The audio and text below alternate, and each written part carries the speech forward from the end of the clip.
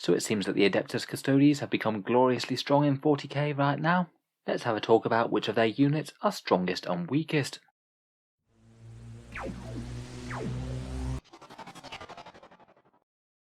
Hello and welcome back to Auspex Tactics, where today we're talking Custodes, and I thought it would be good to update the tier list for the faction, seeing as they now have a new book.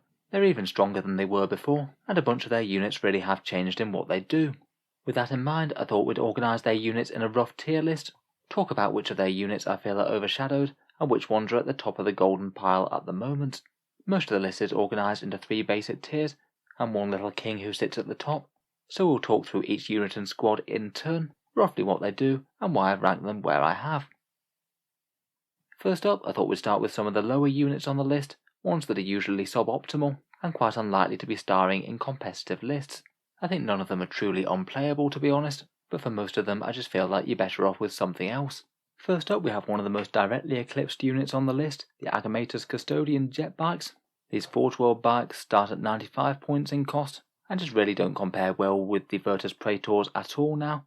They used to be kind of well balanced when the Virtus Praetors cost more, then they got dropped in points in a previous chapter approved, and then the Codex has buffed the Virtus Praetors even further, giving them an extra wound, an extra points drop, and salvo launchers that do D3 plus 3 damage. Realistically, there just isn't much competition between the two now.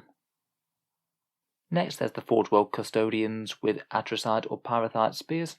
These are essentially standard Custodians with Guardian spears, but the bolter bit has become a bit shootier, either essentially replaced by a melter gun or a strength 5 damage 3 shot. Again, following the new Codex, they just aren't really points costed well against standard Custodes. A normal Custodian with a Guardian spear is now 45 points, so 10 points less, and their Guardian spears both hit harder at strength 7, and they're also auric weapons, so allow them to fire twice in that Salvus Catar. Again, if they want to compete with the Codex options, they need to go down in cost. The Venerable Land Raider still has problems that Land Raiders do. Its damage and defense isn't terrible, but if you're looking for a gun platform, then there's better dedicated fire platforms out there, particularly with the amount of guns with high strength, damage and AP in 40k. And if you're not just using it as a gun platform, you're going to be rolling it towards the enemy. That means that you're going to risk getting locked up by enemy chaff and forced to only target them for a turn. Basically, I think Land Raiders just need a special rule so they don't care about being tagged in combat as much, then they might see a bit more play. Again, on the transport front is the Coronis Grav Carrier. It's more expensive and has less firepower than a Caladius Grav tank, which shares the chassis, and I don't really think that the points cost really justifies the extra toughness and the transport capacity, to be honest. Again, like the Land Raider, it's kind of at odds with the things it wants to do. As a gun platform, it wants to stay as far away from the enemy as possible, and as a transport, it wants to be getting as close as possible, as fast as possible. Again, with the Forge World range, I think it's maybe similar with the Orion Assault dropship, paying a premium for transport capacity with slightly less efficient firepower than the Ares gunship. Still though, I guess with good positioning, it might be hard to take out unless the enemy really focuses fire. Still could be annoying to have a squad of Custodes basically able to charge out of this thing at will. I guess maybe it could have been tier 2 if I'd been a bit more generous. Finally, for the Sisters of Silence, I have a feeling that even with their scouting special rule and their boosted flamers, I really don't think that the Witch Seekers are going to see much play. They're 14-point models with the Anathemas Arcana rules. They've got strength 4 and AP -1 flamers, and they get a 6-inch scout move which can apply to a transport. Their Psychic Denial is pretty handy, but I just don't really think that they have the firepower or toughness to really justify it, even with those boosted flamers. I guess maybe you could justify them as an alternative to a prosecutor squad you were going to take anyway, and essentially see 10 points invested in some actual guns that'll do something. But I have a feeling that most people will be trying to take the cheapest unit possible for their role, and also fill a troop slot to boot. Moving on, we get to the tier 2 units, all of which I think are quite solid, but maybe just eclipsed by the best of the Codex. It seems that after talking about it in tier 3, I still managed to forget to include the Ares gunship on this list. Now it's dropped to 400 points, it is really quite a fast moving and hard hitting threat, and at toughness 8, 22 wounds and -1 to hit, it's often going to be one of the lower priority targets on the board, so it does have a decent chance of winging around the battlefield for a fair few turns, hopefully deleting important units. I still feel that despite the points cost, it's maybe not the best damage dealer in the Codex, and not being able to have any sort of play on objectives is kind of annoying. Plus, with the truly massive damage weapons going around in 40k at the moment, it's maybe not quite as safe as it might once have been. Still though, certainly a fun model to have winging around the board. Next up we have the new HQ in the Blade Champion. This guy's the new model that came out in that Shadow Throne box and has the 3 fighting styles where it's better at killing characters, hordes or monsters. I felt like he was kind of quite well balanced against the shield captains as he stood, to be honest, at 110 points when he came out, but now basically chapter approved put him up 10 points and the shield captains down. He really seems like one of the lowest HQs on the priority list, and for the leadership abilities and captain commander things that shield captains can have, I think it's kind of rare that you'd want to choose this guy over them as your first pick, unless you just really want to play the model. Next we have the mini fast attack Custodes unit in the Palace Grav attack. These are fast, cheap, relatively fragile ranged things. Their guns are good for chipping away at some infantry, though aren't really very general purpose. Due to that, I'd typically prefer the Caladius over these, but if you just need a cheap and relatively expendable threat to throw onto objectives and things, then it could be worse, I guess. Next up we have the Venatari Custodians, which I really was on the fence here. I could have very happily put these in tier 1. I still think that they're a good unit, but again with the Virtus Praetor points decrease, I can see a lot of people wanting to use them over these. They've got a nice mix of speed with their jump packs, brutal pistol shooting up close, and a reasonable amount of melee, though perhaps more importantly, compared with the Virtus Praetors they do get obsec, and they are infantry which can help for some purposes like terrain and actions.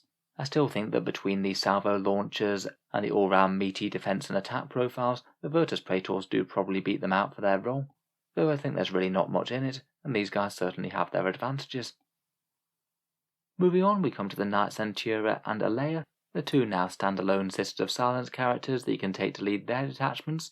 I'd say probably the main attraction of these is to take a very cheap HQ to help fill out the detachment, though they do have a few advantages all of their own. A character protected Gnaw Maiden can be pretty handy, certainly messes with some powerful psychic powers when the enemy's up close, and they do have a pretty fun rule for turning off enemy obsec. I believe that one's with a Warlord trait. In general though, again I'm unsure whether or not you're actually going to need to fill HQ slots for Custodes. The Shield Captains and Mr. Valoris are already great, and it might just mean limited space for these in an already very elite army. Talking of Shield Captains, I've chosen to rank the Standard Shield Captain and Mr. Valerian here. Not really because they're enormously bad choices or anything. Indeed, I definitely think that the Standard Shield Captain is quite well balanced on raw stats alone versus the Terminator one. But I do think that the Alaris pattern one and the Jet Bike one are going to be generally taken more based on their traits and relics and Captain Commander abilities that they have. I think it's kind of close between the Standard Shield Captain and the others, but I think Valerian in particular does compete even worse than the Standard Shield Captain, with kind of mediocre upgrades and no choice of relics or warlord traits. I think he might have been one I could have actually ranked in tier 3.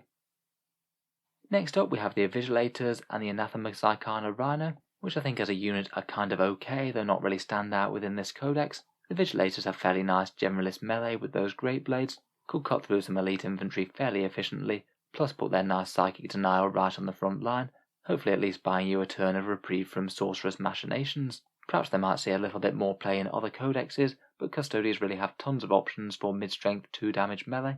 They just don't really need to commit to such a fragile unit like this when they have the very durable Custodian Guard and other options available.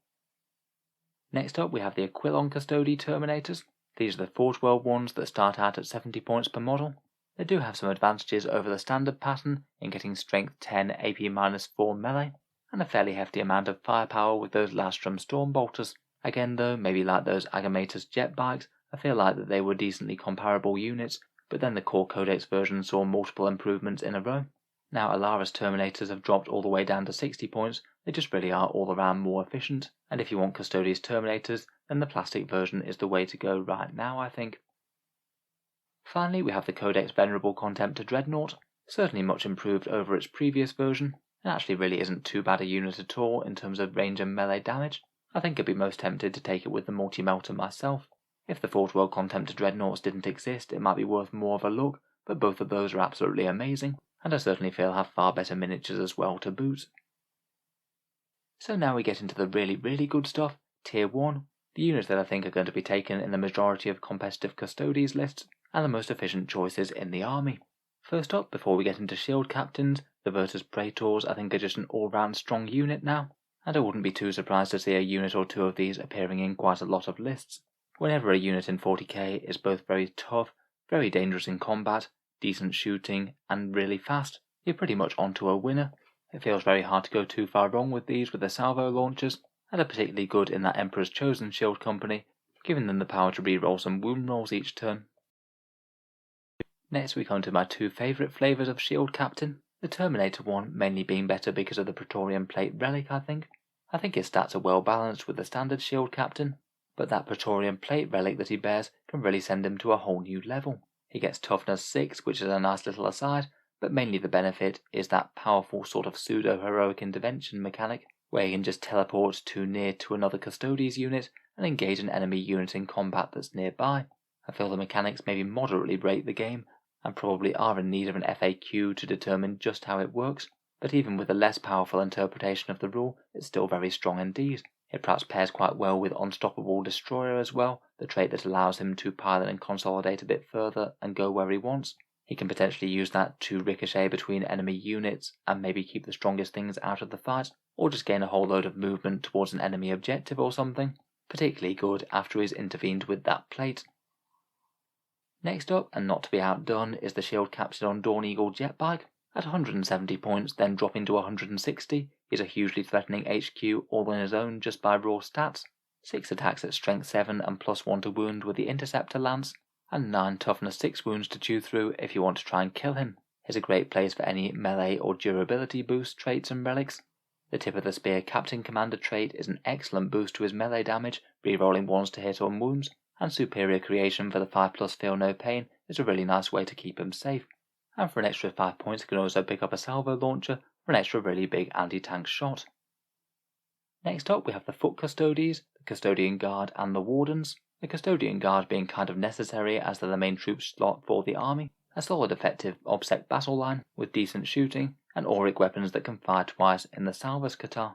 They do seem like they're the best way to pile Auramide armour onto the midfield objectives and are a good choice for stomping up the board alongside characters. The Wardens pay 5 points extra per model, but they do get a 6+ Feel No Pain save, an extra attack, and most importantly give the bodyguard rule for nearby powerful characters. Quite a few lists I've seen tend to use a small squad of them, just to give ultimate character protection insurance, and to be fair they are really quite well balanced against the guard. Next we have the Alaris Terminators, who at their old points cost I might have been tempted to rate a little bit behind the Custodian Guard and Wardens, but Games Workshop dropped their points by 5, and now I think they compete very well indeed, at 60 points per model now. In melee they won't be hitting quite as hard as the Guard or the Wardens for points, but between their auric weapons and that grenade launcher, they actually do pack a fair amount of shooting now, and the extra wound and built-in deep strike do help them compete defensively, so I still think are a very interesting unit. Perhaps one of the other most interesting things about them is that they can be fielded in literally one model units now. That means that if you just want a single custodian to hold down an objective or engage a minor threat, then you could just take a couple of individual Alaris to complement your bigger squads of custodians. Next up, let's talk Forge World Dreadnoughts, and both the Contemptor Galatus and Achilles really are a lot more threatening than most Dreadnoughts out there. They were really good Forge World datasheets before the Codex, and they remain so now. The Galatus has nice generalist melee with Strength 7, AP -3 and Damage 3, on average a big 7 attacks with that Warblade, and it is really hard to take out as well, a 4+ Invul, and it gets a -1 to hit in melee to layer on top of that. The Achilles isn't quite as hard to take out, but it's arguably a lot more dangerous because of it. It throws out some fairly generalist shooting firepower, but whenever it catches things in melee, it gets damage D3+3 attacks with that massive Guardian Spear, so any enemy heavies are certainly going to feel the pain. I still feel that the Telemon Heavy Dreadnought probably still belongs in Tier 1 as well. Not being core certainly is a bit of a disadvantage over its Contemptor kin, but it still remains absolutely ridiculously durable for the cost, and a very solid anchor unit just to stomp into the fray, all guns blazing, and then hopefully crush something in combat. Like a lot of big heavy vehicles, it certainly has some bad matchups if you happen to encounter Tau railguns or storm surges with ignores invuls, and I think partly for that reason it might well be a little bit behind the Contemptors now, though I still think it's good against most armies. Next we have the Troop Sisters of Silence in the Prosecutors, a 60-point unit armed with just bolters, a cheap way to fill a troop slot if you do want to say only have 2 units of the Custodian Guard in your battalion, and quite useful to have around as a rare expendable unit for the Custodes. They can just be grunts to do actions or hold down objectives with the absolute minimum points cost invested, do a little bit of screening to protect your most valuable units, and I feel like they're one of the best ones for the actual anti-psycho ability that they're known for. If you're not paying for other fancy kit, then you don't really mind too much if they're just dying on the front line, stopping some psychic spells while they do so. As a potential alternative for these for cheap chaff, you could also think about the Voidsmen at Arms from the Rogue Traders. They aren't troops, and they're agents of Imperium that belong in the elite slot, and they can do the objective holding grunt work for a few less points than these, though their stat lines are even less impressive, and they don't do anti-psyker things. Could just be something to consider if you want some grunts that don't break your martial katars, and you want something that's even cheaper than the prosecutors. Next we have the Forge World Sagittarium Custodians, who I feel might be a little bit behind the standard Custodian Guard now, but still very usable indeed if you do want a more shooty version of a Custodes army. They're kind of armed with a heavy bolter combi weapon that does a little bit more damage up close. They don't cost significantly more than standard Custodian Guard, and they can still be kind of reasonable in melee, as they can take a Misericordia to get them AP-2 attacks. Maybe not too bad for an OBSEC Custodes unit to hold down an objective, one where you're still going to need to be tough enough to hold it off against enemy fire. The Calasius Grav Tank I think remains a very good source of mobile Custodes firepower, maybe not enormously standout, particularly as it lacks core, but I feel that the anti-infantry volume fire and the damage to anti-light vehicle things do mean that it can be quite good for killing light threats that the standard Custodian Guard just can't be bothered to go after and try and reach, and a good movement should also mean that it gets fairly good line of sight. At 205 points, it is also an interesting target for To the Last. Potentially you could easily keep a couple of these safe for a lot of the game, only shooting down units where they're not going to expose themselves too much to enemy fire, and that could give you another interesting secondary objective to go after. Finally for Tier 1 we have the Vexillus Praetors, the relic banners that can give very decent durability boosts to Custodes troops and dreadnoughts moving up. Your pick of either dense cover or light cover as you prefer. As an extra character in the ranks, it could be an interesting choice for bearing warlord traits, particularly ones that you might not want right at the front line and you want to try and survive the battle with. Finally, it can do teleporter tricks, things like teleporting Terminators to it if you need to. Could just be an interesting option to redeploy some forces later in the game. Finally, lastly, and I've chosen to include him as a tier above all of his normal charges, is Trajan Valoris himself, Captain General of the Adeptus Custodes, and 160 points of sheer awesome HQ. For his points cost, he is just really good. I'd argue pretty much an auto-includes unit in just about any Adeptus Custodes army right now, unless Games Workshop choose to nerf him. Has very decent advantages over the other shield captains, and doesn't need as much investment in terms of relics, warlord traits, or captain commander things. His melee is great, 6 attacks at strength 10, AP-3 and damage 3 are going to give most things a pause. He's pretty tough at 8 wounds with a 2+ armor, 4+ invul and 5+ feel no pain. His command abilities are the best in the Codex, rerolling 1s to hit and wound is all your Custodes need in a lot of cases. The moment shackle's great, allowing him to fight twice if he doesn't manage to best his foe with those first round of attacks, or alternatively, if you don't find a good opportunity to use that sometime in the game, you could either make one attack damage 0, potentially something that was just about to kill him, or essentially interrupting combat for no cost. On top of that, he does need to be your warlord, but that allows him to reroll hits in melee, gives him a bigger heroic intervention, gives you command point farming on a 5+, allows you to rearrange the martial katars, and even gives you a bonus command point on top of all that. It basically means that the warlord trait kind of feels like a free upgrade, rather than trading out for other options. For his points cost, very few units in the entire game can really beat Trajan Valoris. So that just about brings us to the end of our Custodes tier ranking. Please let me know what you think down in the comments below. How have your Golden Guardians been getting on in game? And are there any units that you think I've overrated or underrated on the list? If you've enjoyed the video, feel free to subscribe to Auspex Tactics. I will certainly be trying to keep a fair few Custodes videos coming over the next few days and weeks. It will be fun to look at a few other areas of the Codex. Finally, if you've enjoyed the video and you'd like to help support the channel, I would just like to mention one way in which you can do so, which is my Element Games affiliate link down in the video description. Element Games is a UK-based discount retailer. They usually tend to give between 10 and 20% off Games Workshop's Warhammer miniatures, so it's quite a nice way to save a bit of money if you are looking to pick up some model soldiers in the near future. If you click the link in the video description, a small amount goes to help support Auspex Tactics, and it doesn't cost you any more whatsoever when you buy. Can just be a way to help support on things that you were going to pick up anyway. For people over in the USA and Canada, I do also have an Amazon link down there as well. That one works in basically the same way. Click the link, buy literally anything whatsoever, and a small amount goes to help support the channel. Again, it doesn't cost you any more at all, so if you were picking up something anyway, can be a way to help support. In any case, an absolutely enormous thank you for listening, and I'll hope to see you guys next time.